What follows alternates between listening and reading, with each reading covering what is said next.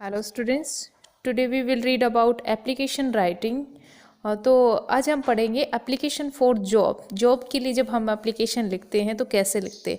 Application writing is a formal letter writing. Generally we make applications for seeking jobs applications and are written in a fixed format. The application for a job may be written with or without a biodata.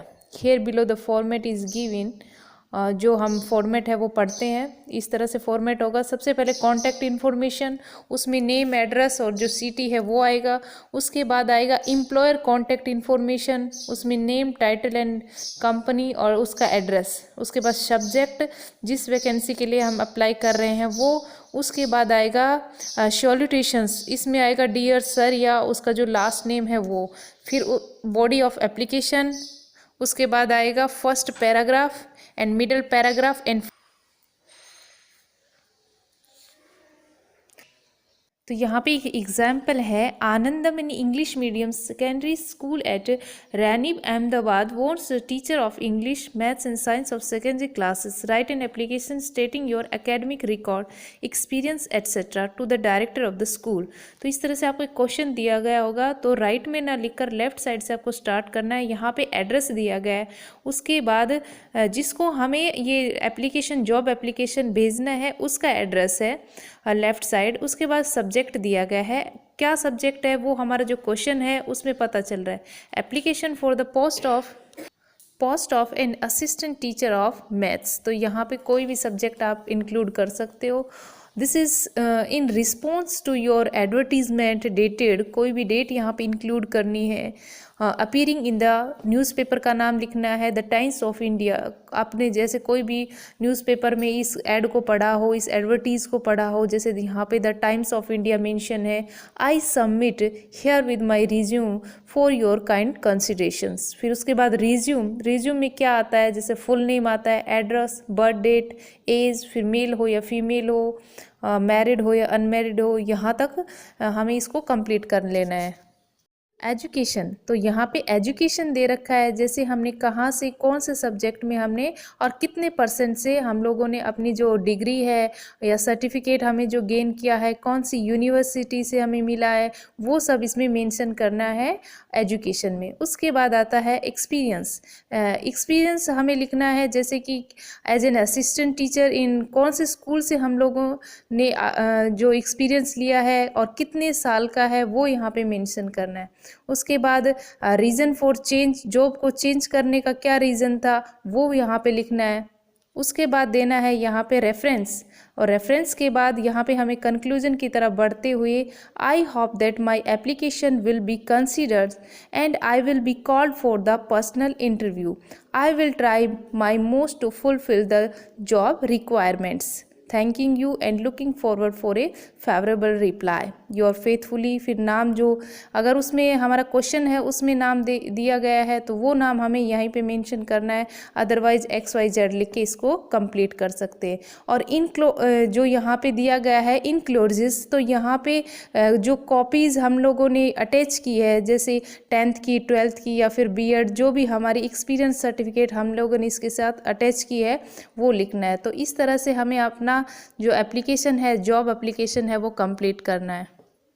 यहाँ पे एक example दिया गया है और वो आपको खुद से सॉल्व करना है, और उसके लिए पूरी एप्लीकेशन आपको लिखनी है। About essay writing, you have facing many problem about essay writing. सो हम इन प्रॉब्लम को सॉल्व करने के लिए सबसे पहले देखेंगे कि ऐसे राइटिंग किस तरह से किया जाता है। एंड व्हाट इज ऐसे?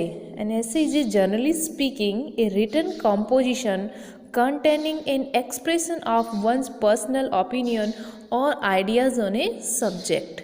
ऐसे राइटिंग ये होता है कि जब हम बोलते हैं या लिखते हैं तो जो हमारे एक्सप्रेशन होते हैं वो चाहे हमारे पर्सनल ओपिनियंस हो या हमारे आइडियाज़ हो या किसी सब्जेक्ट से रिलेटेड हो, तो वो ऐसे राइटिंग होता है। The subject is generally given to you and you are left to select and arrange your material. The process of selection and arrangement must always be completed before you begin to write your essay. तो अगर आपको ऐसे का method पता है तो चाहे आपको कोई भी करंट टॉपिक हो या फिर बिफोर कोई भी इंसिडेंट हो, किसी से भी रिलेटेड अगर आपको दिया जाए तो आप उसको ईजिली सॉल्व कर पाओगे। Before beginning to write an essay, you should make a brief outline of the main heads under which you will arrange your ideas. अब हम बात करें तो पैराग्राफ की। Paragraph divided your essay into paragraphs. हम ऐसे जब लिखते हैं तो अपने उसको पैराग्राफ में डिवाइड करेंगे।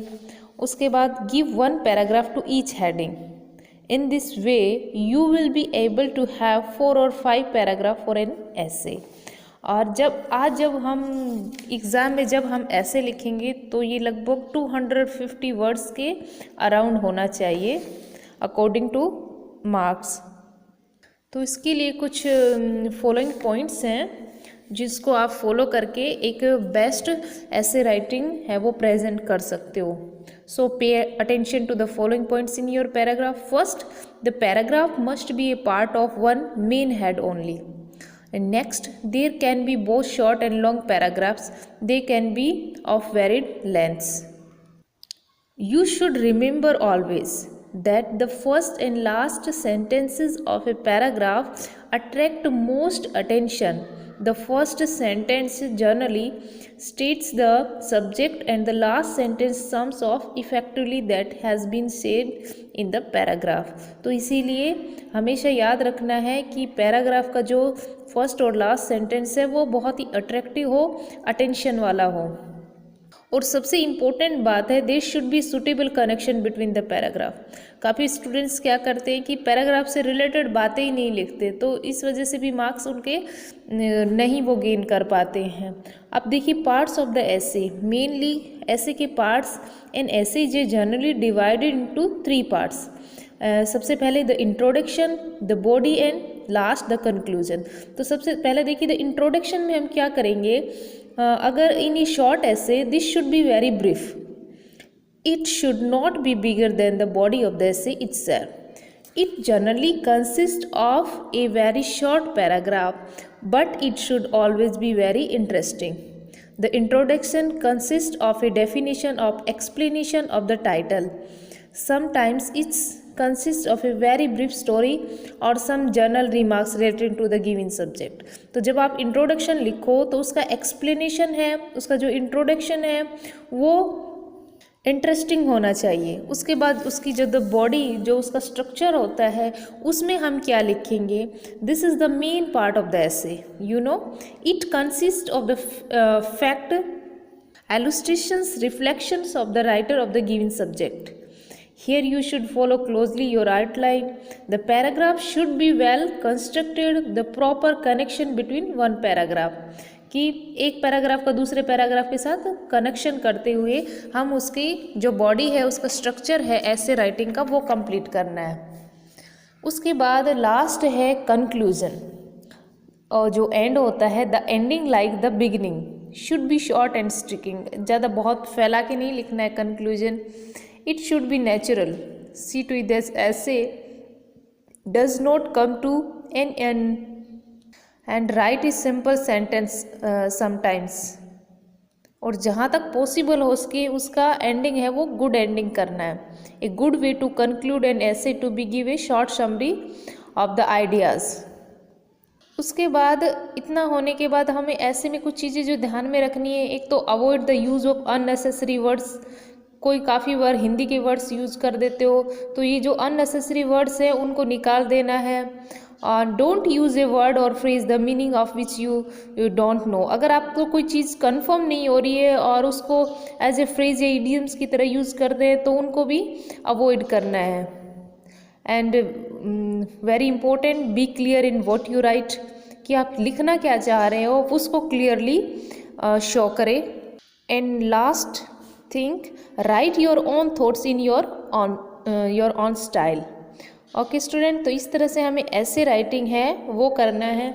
अब एक एग्जाम्पल से देख लेते हैं कि किस तरह से हम ऐसे राइटिंग को कंप्लीट करना है। Essay writing, a morning walk.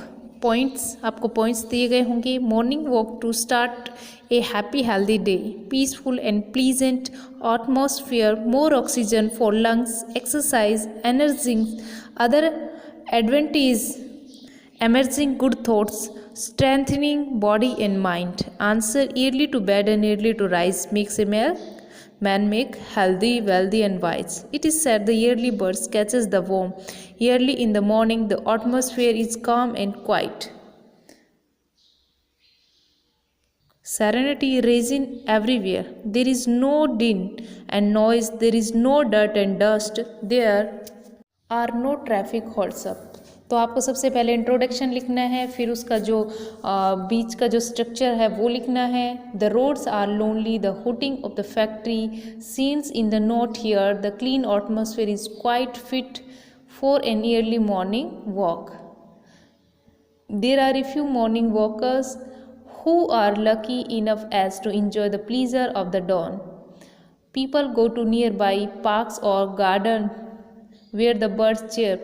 The koel sings a happy note. It thrills every heart. Many do a lot of exercise in the parks. A few run and jog. Many others inhale fresh air.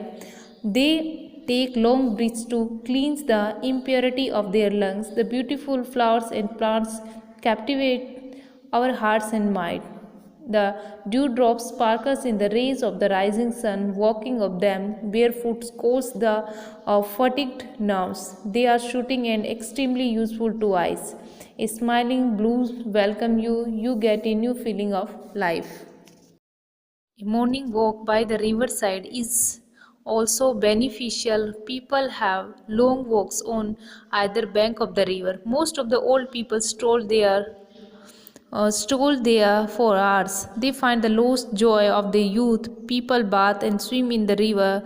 Swimming is a very good exercise. Some take some bath. It is said early rays of the sun give luster to the body. They strengthen the sinews. They strengthen the body. An early riser finished his morning work in time. He is at a great advantage. He remains active and alert the whole day. He hardly falls ill. It is all due to the regular morning walks. Its uses are too many, but only few lucky reaps this golden harvest. यहाँ पे importance of sports in education, तो यहाँ पे points दिए हैं. उन्हीं points के according हमें अपना जो ऐसे है उसको कंप्लीट करना है. Speech writing is speech should be comprise of 3 major parts. इसमें भी 3 मेजर पार्ट्स होते हैं, इंट्रोडक्शन, बॉडी एंड कंक्लूजन. तो राइटिंग द स्पीच लिखने के लिए after you have analysed your audience, selected the topic, collected supporting material and written an outline, it is time to write the speech. तो सबसे पहले जब स्पीच लिखते हैं उसमें द इंट्रोडक्शन होगा. Introduction usually state the purpose of the speech. तो किस पर्पज़ के लिए हम ये स्पीच दे रहे हैं, इंट्रोडक्शन में ये लिखना है. A good introduction serve as an attention getter previous the topic and the main ideas. अगर हमारा इंट्रोडक्शन बहुत अच्छा होगा तो जो सुनने वाले लोग हैं उनका ध्यान अट्रैक्ट होगा, वो लोग अटेंशन रहेंगे और आपके स्पीच को इंटरेस्ट लेकर सुनेंगे.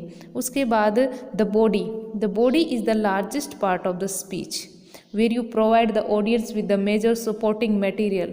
कि आपको कुछ उसमें ऐसी इंटरेस्टिंग बातें ऐड करते हैं स्पीच राइटिंग में कि ऑडियंस है वो बहुत ध्यान से सुनता है. The main points of the speech are contained in this section. Main points should flow from the speech goal and thesis statement. It is advisable to limit your content to including between 2 or 5 main points with a maximum of 7 main points होने चाहिए उसके according. तो हमारा जो speech है, speech जब हम बोलते हैं या लिखते हैं तो स्पीच है वो इंटरेस्टिंग होना चाहिए.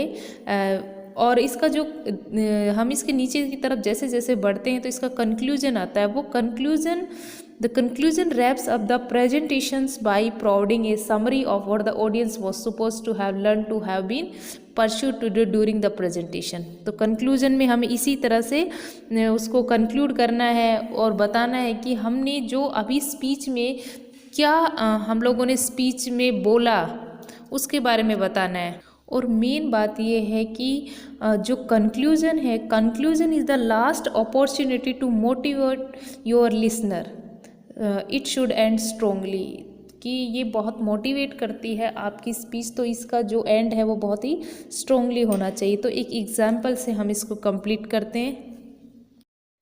देखिए, in order to promote reading habits in the students, your school has organised a library week. You are Rajan and Reena. You have to speak in the morning assembly and inform the student about the week-long program. You have noted the following points.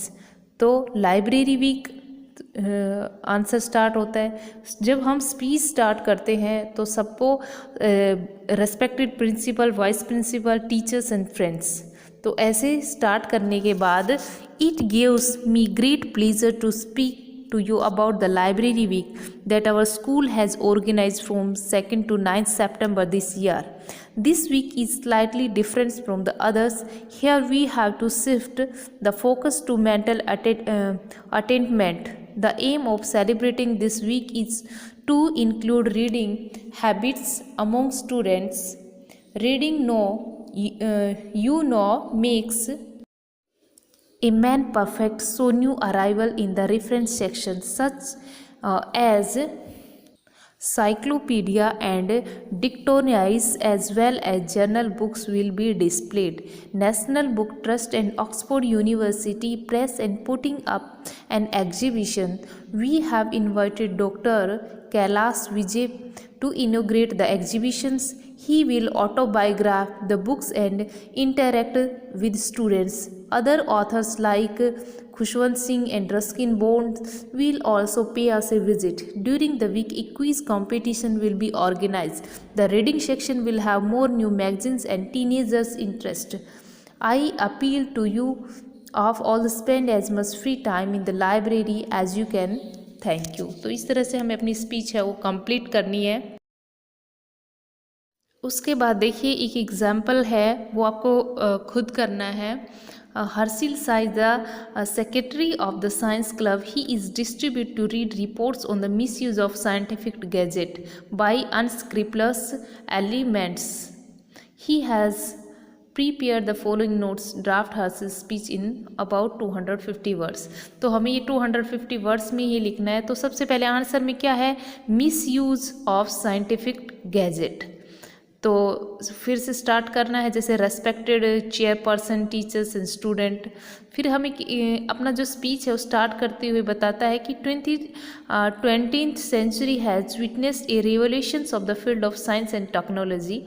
Every day we hear of numerous latest gadget produced to make our life easy and comfortable, कि science जो gadget हैं वो हमारी life को बहुत easy और comfortable बना देते हैं, लेकिन उनका जो मिसयूज़ है वो भी बहुत ज़्यादा हो रहा है। तो उसकी तरफ ध्यान दिलाते हुए misuse of scientific gadget, recently however some case have come to light where criminals element misuse the gadget of science के गैजेट का कुछ लोग मिसयूज़ कर रहे हैं। Telephone is misuse by anti social elements. फिर हमें पैराग्राफ चेंज करते हुए young Romeos misuse the telephone, rash driving, honking of horns, ये भी क्या है, साइंटिफिक गैजेट्स हैं। Playing loud music and other tricks used by them. फिर उसके बाद हमें पैराग्राफ चेंज करते हुए अपने जो हमारा स्ट्रक्चर है उसको और आगे बढ़ाते हुए remote controls comes handy to them, acknowledge their plan, the powerful beams of lasers are used by modern day criminals to break the safety safe. उसके बाद हमें कंक्लूजन लिखना है पैराग्राफ चेंज करके, the remedy does not lie in banning the gadgets but in arousing public consciousness. Police and administrations must exercise effective vigilance. Law enforcement should be strict and law breaks be given exemplary punishment. Thank you. तो जो लोग इन gadgets का misuse करते हैं उनको punishment भी मिलना चाहिए। तो स्टूडेंट इस तरह से एक प्रॉपर टॉपिक ना आकर आपके एग्ज़ाम में कुछ भी आ सकता है, तो आपको अगर इसका फॉर्मूला, इसका मेथड पता है तो आप उसको इजीली स्पीच राइटिंग कर सकते हो। ठीक है स्टूडेंट्स, आपको ऑल रिवीजन रिवाइज करना है और best of luck for your exam. Our revision is completed. Again, best of luck. Okay, thank you.